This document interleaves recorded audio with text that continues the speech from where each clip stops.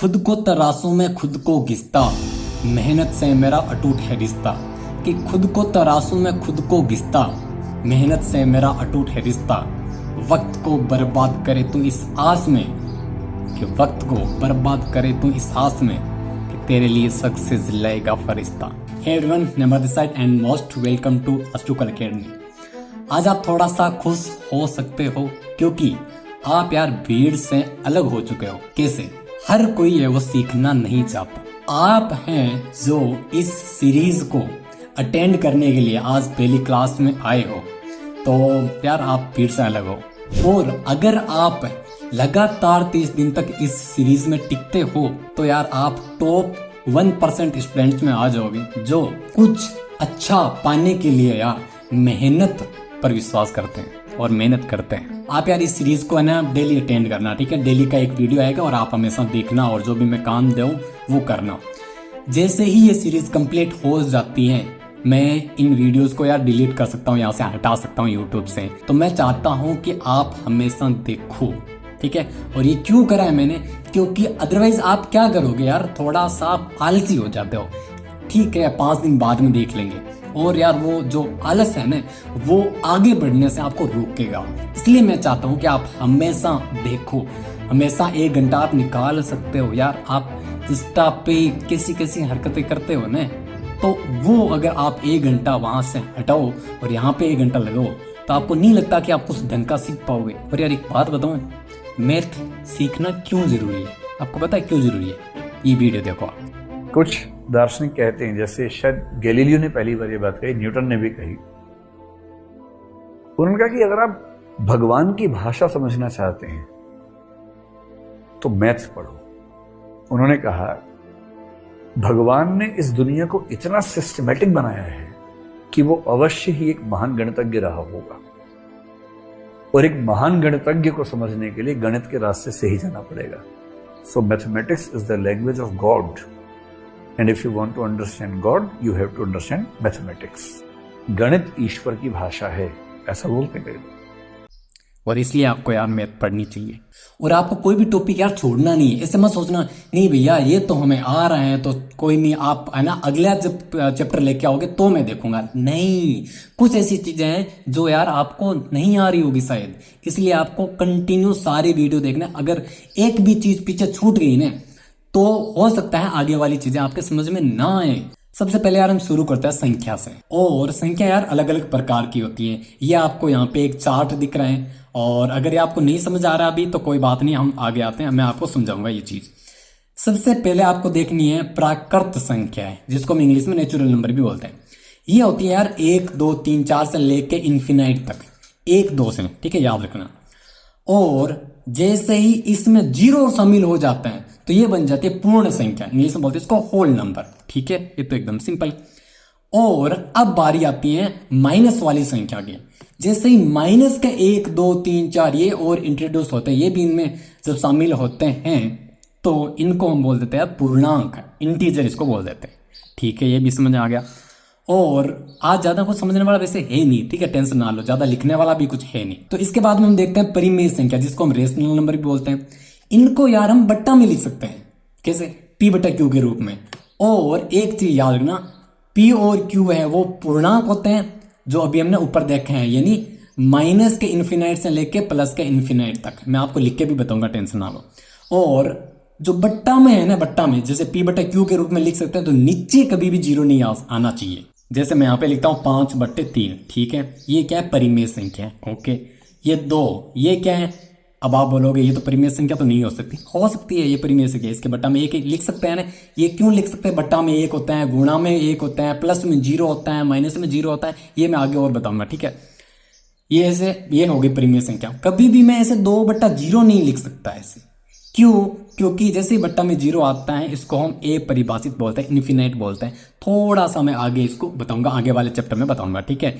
अभी वरना शुरुआत में ही अगर मैं बड़े बड़े कॉन्सेप्ट लेके आ जाऊं तो फिर बोलोगे ये क्या, ये तो हमें कुछ समझ में नहीं आ रहा, इसलिए मैं बाद में बताऊंगा।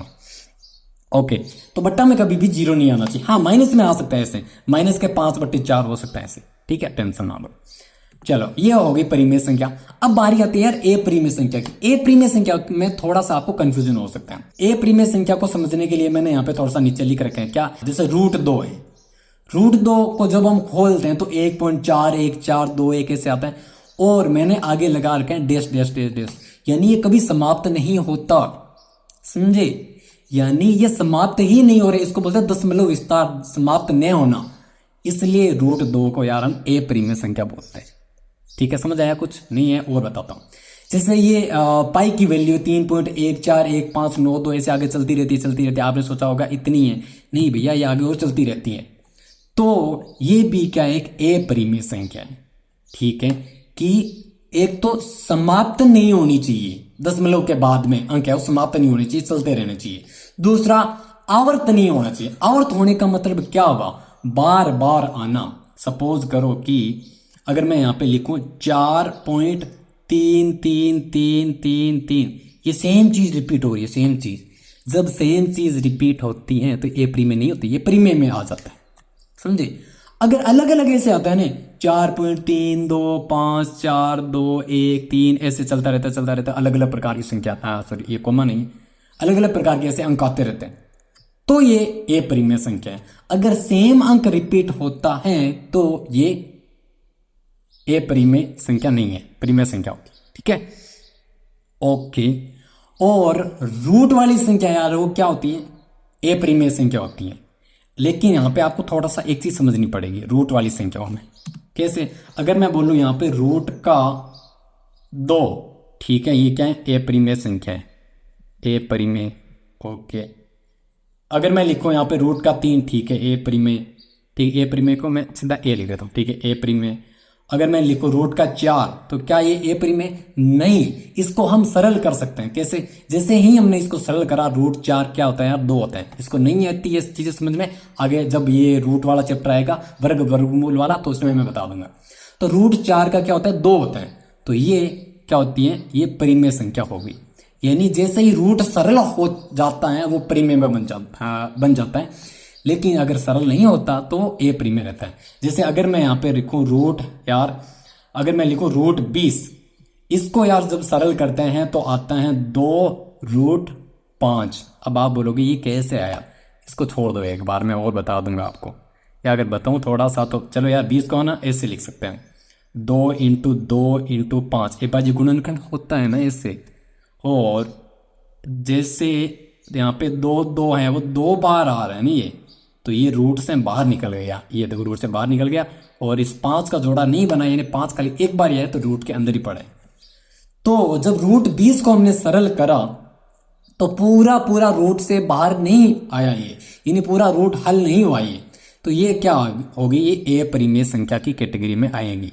अगर रूट के बाहर आ जाती है सारी संख्या तो ये परिमेय, अगर रूट के बाहर नहीं आती है कोई भी एक अंक, तो यार वो ए परिमेय संख्या हो जाती है।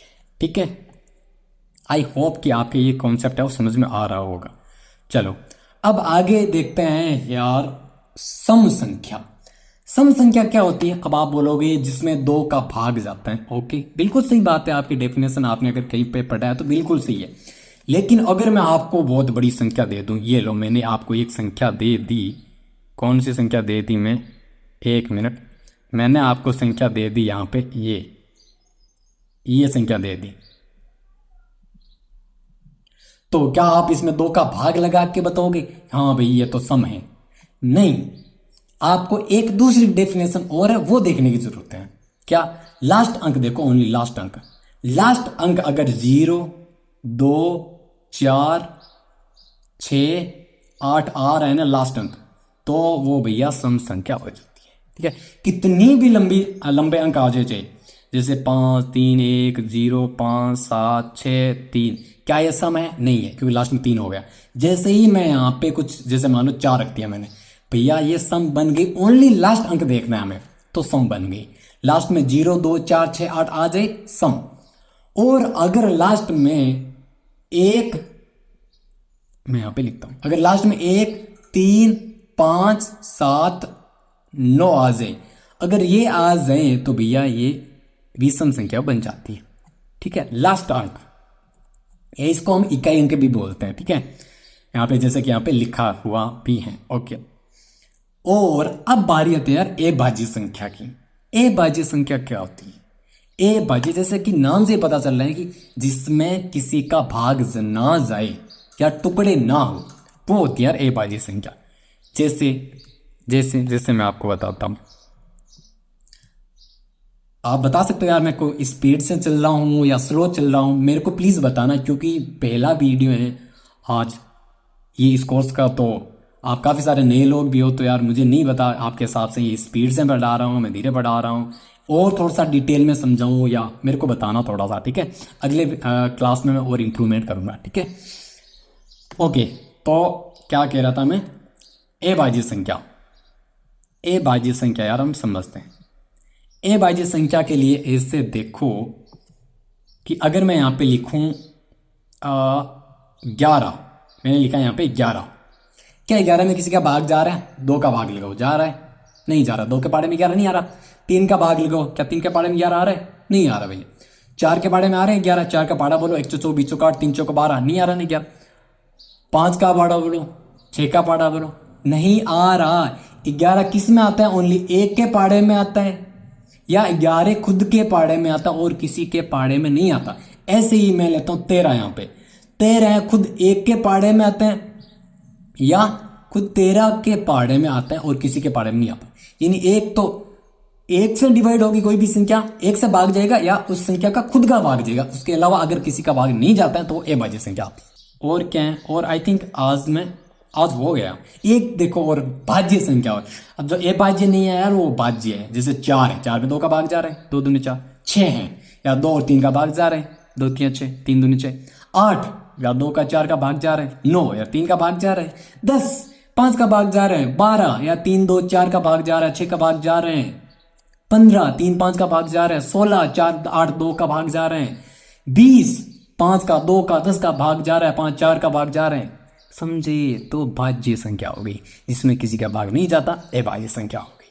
आप लोग अरे भैया ये हमें आ रही है चीजें, बस आगे बढ़ाओ ने हमें आराम से सारा सब कुछ। थोड़ा सा ना यार इसे खुद पेशेंस रखो, थोड़ा सा इसे भागो मत, ये हमें आ रहे हैं चलो ठीक है अगला चैप्टर देखेंगे, नहीं, थोड़ा सा रुको, थोड़ा सा टिक के बैठो। खुद में इम्प्रूवमेंट लाने के लिए यार थोड़ा सा भीड़ से अलग होना पड़ेगा, ठीक है? पसीना लाना पड़ेगा। मैं अभी यहाँ पे क्लास रिकॉर्ड कर रहा हूँ, 3-4 लाइट लगी हुई है, इतनी ज़्यादा गर्मी हो रही है। दोपहर के यहाँ पे देखो 1:30 बज रहे हैं, यहाँ पे सोच नहीं सकते, यहाँ पे टेम्परेचर भी पता नहीं कितना है अभी। तो थोड़ा सा इनपुट आपको डालना पड़ेगा यार, और अपने दोस्तों के साथ यार वो क्लास शेयर करनी पड़ेगी। अगर मैं आपके लिए इतना सा करता हूँ तो आपको थोड़ा सा करना पड़ेगा। अब यार बारी आती है होमवर्क की। मैं आपको देता हूँ होमवर्क क्या है? छोटा सा होमवर्क है आज। तो ये 1 से 100 तक की संख्या लिखी हुई है आपके लिए, और आप खुद लिख सकते हो। और इसमें क्या है, आपको क्या करना है, इनमें से ए बाजी संख्या छांटनी है। जैसे कि मैं बता देता हूँ, 2 ए बाजी संख्या, 3 ए बाजी संख्या, 5 ए बाजी संख्या। इससे आगे नहीं बताऊंगा, आगे आपको लिखना है, और कहीं से निकल करके नहीं लिखना है, खुद से सोच के लिखना है। और इस वीडियो के कमेंट में भी आप लिख सकते हो, जिसका कमेंट आएगा उसका मैं आगे आने वाली वीडियो में, नेक्स्ट वीडियो में नाम लूंगा, ठीक है? उसका नाम मैं दिखाऊंगा अभी स्क्रीन पे। तो आज के लिए बस इतना ही। कल हम सीखेंगे क्या, भाजकता के नियम, और ये बहुत इंटरेस्टिंग चीज होने वाली है। कैसे सपोज करो कि आप ए बाजी संख्या है वो जांच रहे हो यहाँ पे कि क्या 44 ए बाजी संख्या है। अब आपको नहीं पता यहाँ पे, चलो ये तो यार एकदम नॉर्मल होगी। मैं आपको एक संख्या लेके बताता हूँ। फॉर एग्जाम्पल ये 49 है। अब आपको नहीं पता कि क्या 49 है ए बाजी संख्या है, 49 ए बाजी संख्या है। लेकिन अगर आपको भाजकता के नियम पता हो मैंने, तो बिना भाग दिए आप बता सकते हो, अच्छा इसमें इसका भाग जाएगा, ठीक है? बिना भाग दिए आप बता सकते हो कि ये जो 89 है, 89 है, इसमें 3 का भाग जाएगा। सॉरी 3 का नहीं, मैंने गलत बोल दिया, सॉरी। इसमें नहीं जाएगा, ठीक है? नहीं जाएगा। देखो ये भी मैंने बता दिया कि 3 का भाग नहीं जाएगा, संख्या देखते ही, ठीक है? किस में जाएगा? 87 में जाएगा, 87 में जाएगा, ठीक है? क्यों? क्योंकि भाजकता के नियम होते हैं, और अगर नियम आपने सीख लिए तो बिना भाग दिए आप लोग है वो पता कर सकते हो कि किसका भाग जाएगा, किसका भाग नहीं जाएगा, चाहे कितनी बड़ी संख्या हो। इसलिए आपको यार कल वाली क्लास है वो अटेंड करनी ज़रूरी है। और यार मैं पूरा पसीने से तर हो चुका हूँ और आज की क्लास से विदा लेते हैं और कल यार मिलते हैं वापस। आई होप आप कुछ सीख रहे होंगे। और डेली का शाम को 7 या 8 बजे, 7 बजे का टाइम रख लेंगे। डेली शाम को 7 बजे आपको यार ये वीडियो है वो मिलती रहेगी। ठीक है, फ्री है यार, फ़ायदा उठाओ अच्छे से। ठीक है, जैसे ही बैच ख़त्म होता है ये 30 दिनों के बाद या 30 दिनों से पहले या पता नहीं कभी भी ये वीडियो यहाँ से हट सकती है। मैं चाहता हूँ कि आप रेगुलर देखते रहो। लाइक कमेंट शेयर यार फुल दबा के करना आप लोगों को। ठीक है, इतना आप कर सकते हो। आपसे कोई एक पैसा भी चार्ज नहीं करा जा रहा है इस कोर्स के लिए, तो यार इतना आपको समझदार। ठीक है, thank you so much, bye bye, take care, have a great day, bye.